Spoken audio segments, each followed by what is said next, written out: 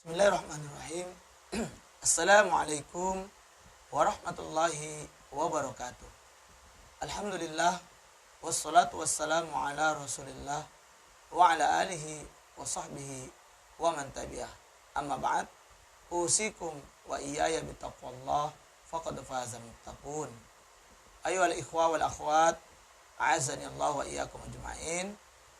Alhamdulillah, pada pagi yang berbahagia ini kembali kita bisa melanjutkan kajian Tib Nabawi kita secara online, di mana pada pagi yang berbahagia ini kita akan mengkaji tentang penyakit epilepsi atau yang sering disebut dengan penyakit ayan.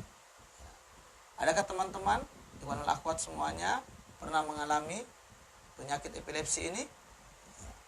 Maka kita coba akan mengkaji pelan-pelan ya, secara singkat namun padat ya, tentang bagaimana sinergi herbal dan bekam di dalam proses terapi epilepsi ini. Baik, sebelum itu teman-teman, ikhwanul akhwat semuanya, kita lihat dulu secara definisi ataupun kajian apa itu epilepsi atau penyakit ayan. Epilepsi muncul karena gangguan elektris pada sel-sel saraf pada salah satu sektor otak akbiat ya. Pada salah satu sektor otak ya, akibat faktor-faktor seperti luka-luka pada kepala, infeksi, rabies, radang selaput pada otak, tetanus, rachitis, hipoglikemia, demam, dan kekurangan gizi. Ya. Jadi, kenapa ada epilepsi? Kenapa muncul epilepsi atau penyakit ayan ini? Maka disebutkan di sini di antara sebab kenapa epilepsi itu muncul dikarenakan adanya gangguan elektris pada sel-sel saraf pada salah satu sektor otak. Nah, gangguan ini bisa diakibatkan karena faktor-faktor luka, ya, adanya luka, ya, ataupun adanya infeksi, ya, adanya rabies, dan juga adanya radang selaput otak. Kemudian bisa juga karena ada tetanus, ada rachitis, hipoglikemia, demam, serta kekurangan gizi. Ini penyebab kenapa epilepsi bisa terjadi. Ya. Adapun faktor-faktor pemicu serangannya adalah makan atau minum berlebihan, kelelahan, demam, emosi atau perasaan yang berlebihan, dan stres. Ya. Jadi orang ya, bisa mengalami penyakit ayan atau epilepsi itu karena adanya gangguan elektris pada sel-sel saraf ya, pada salah satu sektor otak ya. Kemudian hal itu terjadi karena adanya faktor-faktor seperti luka ya, infeksi, demam ya, radang selaput otak ya, hipoglikemia dan sebagainya. Dan ada pemicunya ya, ketika orang sudah mengalami penyakit ayan ini sesekali nanti dia akan bisa terpicu kembali untuk muncul ya, reaksi epilepsi ini terjadi kembali. Itu ya biasanya ketika orang terlalu makan berlebihan ya, atau karena kelelahan ya, dia terlalu kecapean beraktivitas ya, atau juga disebabkan karena demam yang tinggi. Nah, biasanya demam ini bisa memicu kejang. Nah, di sanalah bisa terjadi epilepsi. Kemudian emosi atau perasaan yang terlalu diperturutkan ya, atau juga stres yang terlalu menjadi beban pikiran ya, sehingga muncullah stres ini. Adanya masalah-masalah yang berat yang sulit diselesaikan. Nah, ini diantara pemicu penyakit ayan bisa hadir ya, setelah sebelumnya memang ada riwayat ayan atau epilepsi. Dalam sebuah penelitian ternyata ada ya, ternyata ada hubungan antara kekurangan mangan dengan kejang urat pada manusia. Ibu-ibu yang hamil kekurangan mangan berpotensi melahirkan anak-anak yang mengidap epilepsi. Jadi ternyata kekurangan mangan, teman-teman, iwan akhwat semuanya, ya, zat mangan ini apabila kurang ini bisa menyebabkan epilepsi. Nah, khusus bagi ibu hamil, ya, hindari keadaan, ya, kekurangan mangan ini. Kenapa? Apabila kekurangan mangan di saat hamil berpotensi, ya, janin yang akan lahir nantinya itu berpotensi mengalami epilepsi. Nah, lalu gejala apa yang bisa dilihat dari orang yang mengalami gangguan epilepsi atau kejang ini? Di antara gejala yang ada ditandai dengan serangan mendadak yang kejadiannya bisa hanya sekali dalam seumur hidup atau dapat juga terjadi berulang-ulang dalam satu hari. Serangan yang ditimbulkan dapat berupa perubahan dalam perasaan atau hilangnya kesadaran. Kejang urat meliputi tindakan abnormal karena otot-otot mengejang. Sensitif terhadap bunyi atau suara, mudah marah, kedutan dan mungkin ngompol, serta gemetar tanpa sebab adalah gejala-gejala yang patut diwaspadai sebagai epilepsi. Jadi gejalanya tidak terlalu bukan karena sakit yang dirasakan, ya, tapi lebih kepada kejang, ya. Dan ini mendadak, ya, serangan itu mendadak, teman-teman, ya, iwan akhwat semuanya mendadak. Kadang terjadi sekali saja seumur hidup, tapi bisa juga berulang-ulang dalam sehari, ya. Ada yang sepekan sekali, ya, ada yang sebulan, ya. Nah, ini gejala-gejala yang muncul, ya. Bisa disertai dengan kejang urat, ya. Kemudian ada kejang otot, ya. Ada juga dikarenakan dia mengalami hilang kesadaran, ya, perasaannya itu hilang, ya, sensi, ya. Kemudian dia juga mudah marah, ya, dan mungkin bahkan ada yang tidak sadar dia ngompol, ya, di saat mengalami gejala epilepsi ini, ya. Nah, semua ini, ya, harus diwaspadai sebagai bentuk gejala bahwa bisa jadi hal-hal tersebut jika terjadi pada diri kita, itu adalah gejala adanya epilepsi, ya. Inilah gejala-gejala yang bisa ditemukan pada orang-orang yang mengalami atau ada gejala-gejala gangguan epilepsi atau penyakit ayan ini. Nah, selanjutnya iwan al-akhwat dan teman-teman semuanya, kalau sudah terjadi seperti itu, ada gejala-gejala seperti itu, atau memang sudah ada penyakit epilepsi pada diri kita, apa yang bisa kita lakukan untuk terapinya, ya. Maka di antara tanaman obat yang direferensikan untuk penyakit ini adalah kita cari herbal-herbal yang berfungsi untuk merevitalisasi otak, ya.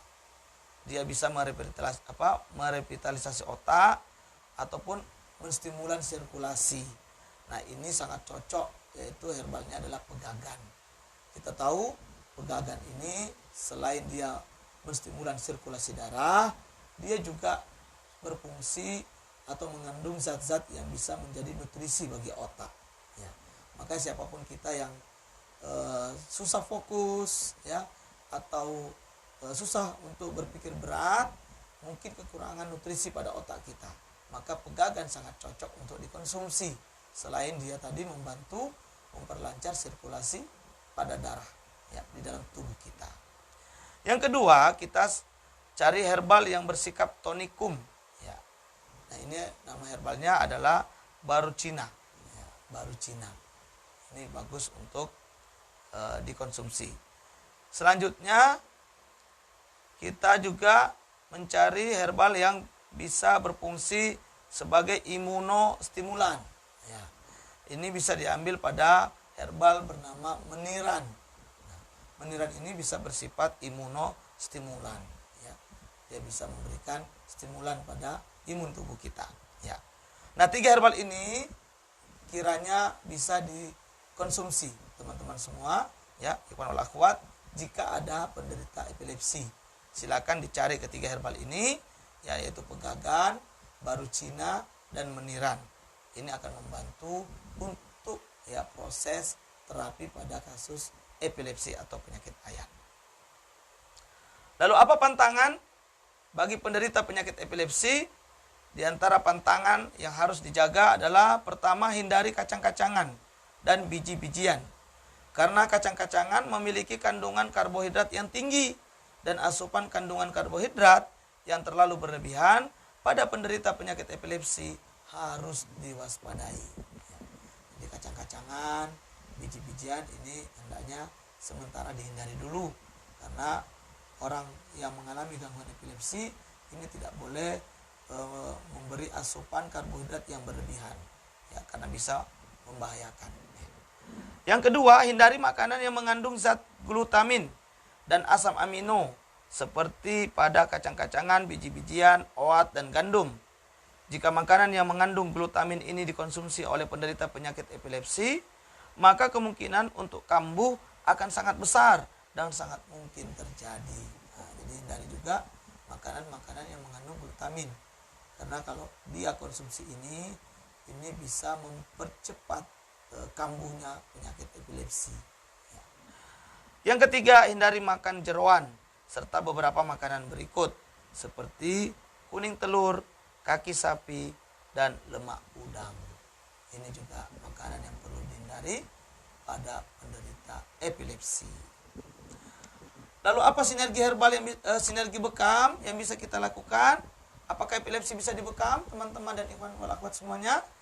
Ya, epilepsi sangat baik diterapi dengan bekam, ya. Karena bekam ini bisa membantu memperlancar sirkulasi darah, ya, memberi kesegaran pada badan, ya, mengeluarkan racun-racun dan sumbatan-sumbatan pada pembuluh darah. Sehingga bekam pada kasus epilepsi sangat baik, ya. Di mana titiknya? Maka untuk titik bekamnya yang pertama kita bisa ambil titik puncak kepala atau umumugits, ya, di sini. Nah, ya, kita ambil sejajar telinga nih, ya, pertemuan, ya, nah, kiri kanan di tengah puncak kepala, sejajar dan lurus dengan hidung kita, ya, sini, ya, umumugits atau titik hammah. Ini adalah titik yang baik untuk terapi pada penyakit epilepsi. Dan kita tahu dalam riwayat disebutkan untuk titik umumugits ini bisa menjadi terapi untuk 170-an penyakit, teman-teman. Ya. Termasuk di dalamnya untuk gangguan sihir dan jin. Ya, ini juga bisa diterapi melalui titik bekam pada umumugits. Ya. Selanjutnya kahil. Ya, ini titik yang tidak pernah lepas, ya, titik kahil. Titik simpang 4, cervical 7 di punggung, ya. Kemudian titik belikat 5 atau 7 jari di bawah kahil, di kiri kanan dari ruas tulang belakang 1 jari jaraknya. Kemudian di titik pinggang tepat sejajar dengan titik siku, ya, sejajar dengan siku, kiri kanan juga 1 jari dari ruas tulang belakang. Kemudian 3 jari di bawahnya, ya, tepat di titik pusat, belakang pusat, di tepat di atas ruas tulang belakang. Ini 7 titik yang dilakukan pembekaman pada kasus epilepsi untuk di area kepala, kahil, dan punggung. Kemudian jangan lupa ditambah lagi 3 titik di area depan, di depan jidat, ya, di sini. 1, ya, 2, ini bisa dibekam, ya. Kemudian di sini tengah-tengah, ya. Ini 3 titik. Ini juga bisa membantu stimulan pada otak kita, karena tadi kita tahu gangguan epilepsi ini karena adanya gangguan pada saraf-saraf, ya, elektris otak, ya. Maka kita bekam di sini. Nah, ini bisa dilakukan rutin, teman-teman, untuk terapi epilepsi dengan bekam ini bisa diulang-ulang misalnya 2 pekan sekali ya. 2 pekan sekali dengan memastikan bahwa luka yang sebelumnya telah sembuh total ya. Kemudian atau lakukan juga sebulan sekali ya, maka insya Allah mudah-mudahan epilepsi yang diderita itu bisa sembuh dengan izin Allah Subhanahu wa Ta'ala. Nah, inilah sinergi antara herbal dan bekam pada kasus epilepsi. Saya ulangi kembali, untuk herbalnya bisa diambil pegagan, kemudian baru Cina, dan meniran.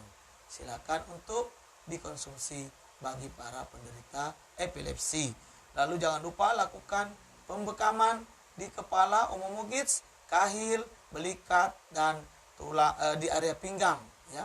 Kemudian ditambah dengan di area wajah, yaitu di jidat kiri kanan dan bagian tengahnya. Mudah-mudahan apa yang kita kaji pada pagi hari ini bermanfaat, dan jangan lupa untuk diamalkan dan di-sharingkan kepada saudara-saudara kita yang lain. Semoga ini bermanfaat dan ada kebaikan untuk kita semua. Hadanallahu iyyakum ajmain. Barakallahu fikum. Subhanaka Allahumma bihamdika asyhadu an la ilaha illa anta astaghfiruka wa atubu ilaik. Billahi taufiq wal hidayah. Wassalamualaikum warahmatullahi wabarakatuh.